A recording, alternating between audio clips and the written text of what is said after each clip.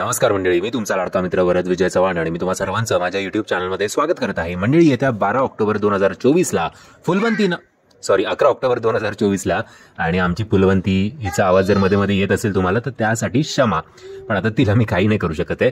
असो, सो एक गोष्ट निश्चित आहे की कालपासून म्हणजे 20 तारखेपासून आधी नवरा माझा नवसाचा 2,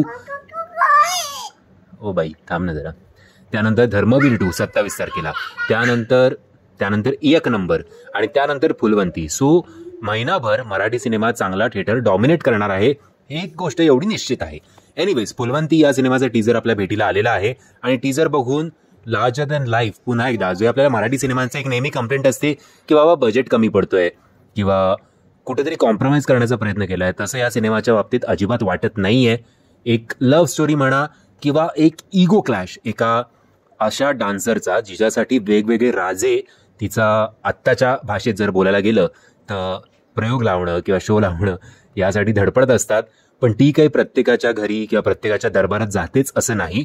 पण त्याच वेळेला एक असा राजा, एक असा पेशवा तिच्या आयुष्यात येतो ज्याच्यामुळे तिचा इगो थोडा हर्ट होतो, असं मला काहीतरी ट्रेलर बघून वाटतंय. कारण मध्येच आपल्याला एक दिसतं की कुठल्या तरी साध्या पालखीसाठी तुम्ही माझा मेळा थांबवलात.